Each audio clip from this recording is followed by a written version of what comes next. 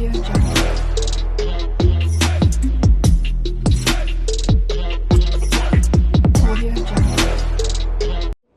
the indulgence of the BIR and the SEC, former Senator Sani Trillanes is requesting to be called first because of some important matters he need to address after his appearance. So, Ito na ang with your para kay indulgence, Senator we are opening the Trillanes. floor for clarificatory questions to our next resource person.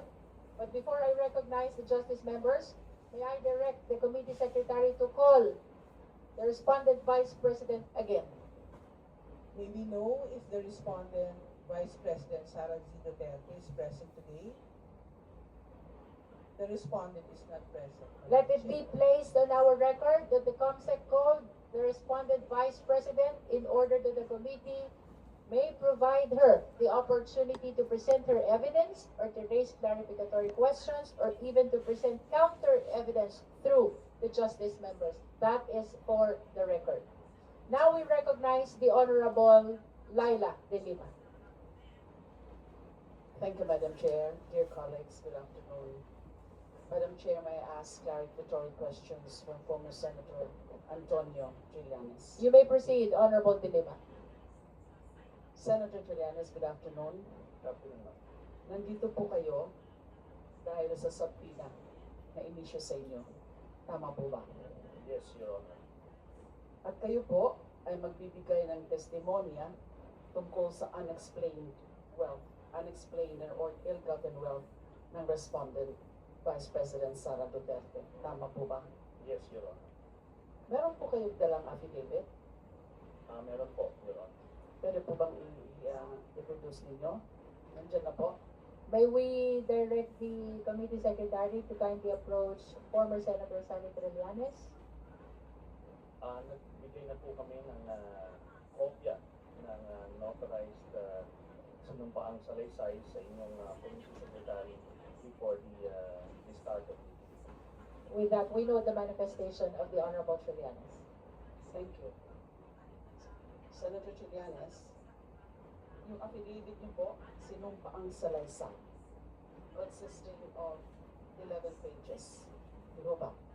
Yes, Your Honor.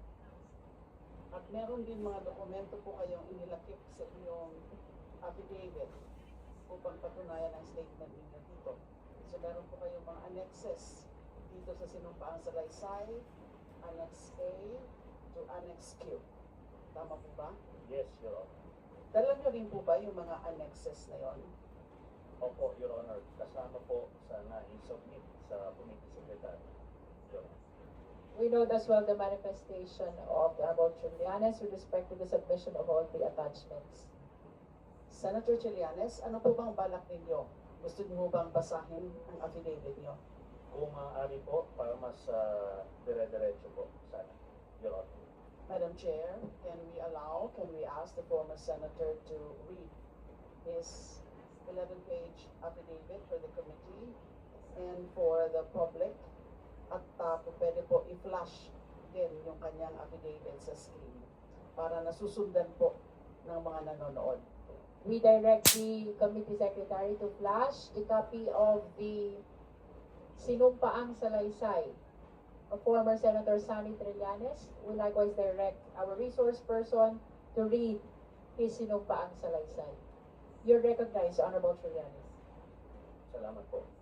Ako po si Antonio Sani Fuentes Trillanes IV, Pilipino, may sapat na gulang at naninirahan sa 42 ng Virginia Street, BF Homes, Barangay 169, Caloocan City, Philippines. Matapos makapanumpa ng naayon sa batas ay buong layang nagsasalaysay na dati po akong naglingkod sa bayan bilang senador ng Republika. Matapos mahalal sa nasabing katungkulan noong Mayo 27 habang ako po ay nakapiit. At muli nahalal para sa ikalawang termino noong 2013. Ang pangunahing plataforma po ay ang paglaban sa korupsyon at pagtaguyod ng reforma sa ating gobyerno. Natapos ko ang aking ikalawang termino noong Hunyo 2019. Sa pagtupad ng aking tungkulin bilang senador, maraming mga whistleblowers o mga informante ang lumapit sa akin.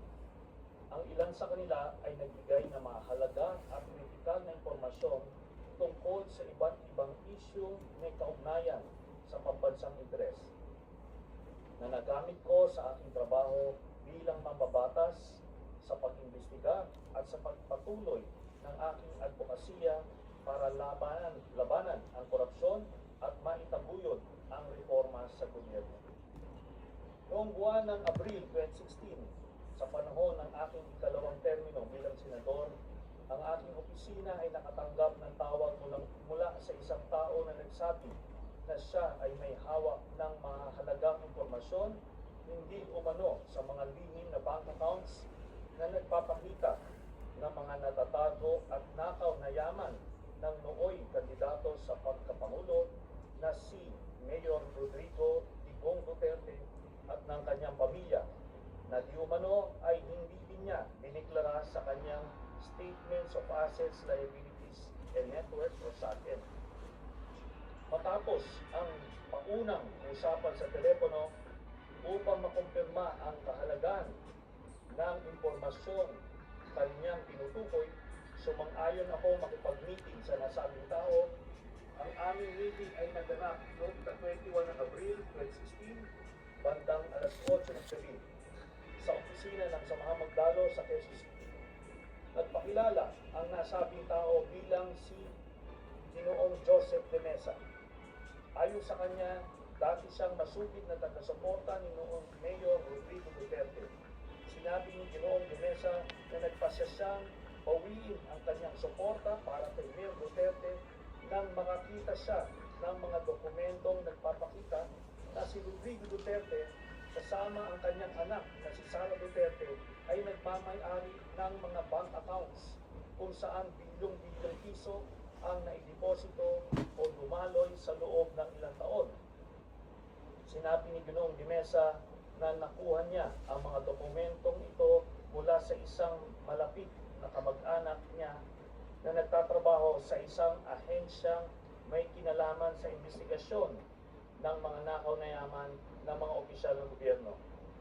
Sa aming pagpupulong, binigyan ako ni Ginoong de Mesa ng mga kopya ng mga dokumento na nagpapakita ng mga bank accounts sa pangalan ni Rodrigo Duterte at Sara Duterte sa Bank of the Philippine Islands, BPI Julia Barles Branch, sa Pasig at sa EDSA Greenwich Branch, at sa Banco de Oro, Unibank, sa lungsod Mandaluyong at sa iba pang mga bangko. Sa mga sumunod na araw, sinuri at pinag-aralan ko kasama ang aking mga abogado at staff ang mga impormasyong ibinigay ni Ginoong de Mesa at inihambing ito sa mga idiniklara sa kanilang SALN ni Rodrigo Duterte at Sara Duterte para sa mga kaukulang panahon. Nang makumpirma ko na totoo ang hawak kong mga dokumento, nagpasya ako isapubliko ang nasabing impormasyon dahil naniniwala akong mahalagang malaman ng ating mga kababayan ang pagpapanggap na ginagawa ng pamilya Duterte na ang kanilang pamilya raw ay mahirap at namumuhay na simple, gayong sa katotohanan si Rodrigo Duterte at ang kanyang pamilya ay may mga joint bank accounts na may bilyon-bilyon na dumaloy na pera. Humingi ako ng tulong sa mga accountants at finance specialists upang alamin at makwenta kung gaano karaming pera ang aktual na naideposito o dumaloy sa mga nasabing joint bank accounts ng mag-amang sina Rodrigo Duterte at Sara Duterte base sa mga dokumentong ibinigay sa akin. Sa aming pagsusuma, lumalabas na may kabuoang halaga na 2,407,272,103.75 pesos ang pumasok at dumaloy sa mga nasabing bank accounts mula noong 2003 hanggang 2016. Ang isang kopya ng summary ng mga deposito o mga inter-account transfers na idineposito at dumaloy sa mga nasabing accounts ni Rodrigo Duterte at Sara Duterte ay kalakip dito bilang Annex A. Bukod sa mga dokumentong may kaugnayan sa mga accounts ni Rodrigo Duterte, binigyan din ako ni Ginoong Dimesa ng mga dokumentong nagpapakita ng mga bank accounts at bank transactions ng mga anak, manugang at common law wife ni Duterte na sina Sara Duterte, Paulo Pulong Duterte, Sebastian Baste Duterte, Maneses Manscapio, Celito Halilet Abansenya, kasama ang kanyang anak na na si Veronica Kitty Duterte. Batay sa mga nabanggit na records, nalikom ko ang mahalagang impormasyon ng kabuuang mga transaksyon pumasok sa mga bank accounts ni Sara Duterte lamang, kabilang ang joint account kasama ang asawang si Manscapio at mga joint accounts kasama mga miyembro ng kanyang pamilya ay nagkakahalaga ng 111,634,144.05 as of April 2016. Totoo na mayroon siyang bank account sa BPI Villabales branch sa Pasig at pangalawa na nabigo siyang ideklara ang nilalaman ng nasabing bank account sa kanyang salin. Ang pag-aming ito ni Rodrigo Duterte ay naganap matapos ko siyang hamunin na lumagda ng waiver of secrecy of bank deposits. Sa panayam ni Rodrigo Duterte sa media, ipinagtapat niyang mayroong kumulang 200 million pesos na deposits sa naturang bangko at inilihim niya sa kanyang salin. Sa particular, and I quote, a little less than 200 million. Hindi naman ganong kalaki kasi walang account na 200 million, a little less than 200 million, wala na, ginastos ko na, nag-happy-happy ako. A little less than a million. End of quote, sabi ni Duterte. Ang kopya ng video ng naturang panayam ni Rodrigo Duterte sa media na siyang inilathala ng Rappler sa kanilang official YouTube account noong ika-29 ng Abril 2016 ay na-download ko at nakasave sa USB at ginawang bahagi ng salaysay nito bilang annex. Noong ika-5 ng Mayo 2016, nagsampa ako ng isang complaint affidavit laban kay Rodrigo Duterte sa Office of the Ombudsman batay sa mga nabanggit na ultimate and evidentiary facts. Ang kopya ng complaint affidavit na may petsang Mayo 5, 2016 ay kalakip dito at ginawang bahagi ng salaysay nito bilang Annex D.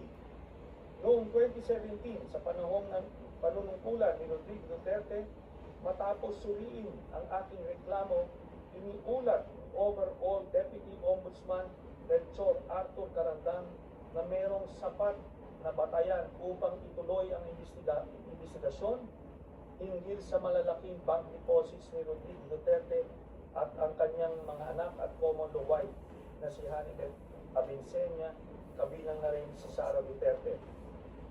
Ang printed na kopya ng artikulong tungkol sa nabanggit na pag-ulat ni Overall Deputy Ombudsman Melchor Arthur Carandang na may sapat na batayan upang ituloy ang investigasyon na siyang inilathala ng GMA News Online noong ika-27 ng September 2017 na may caption na Ombudsman starts probe on Duterte's wealth after finding basis in Trillanes complaint.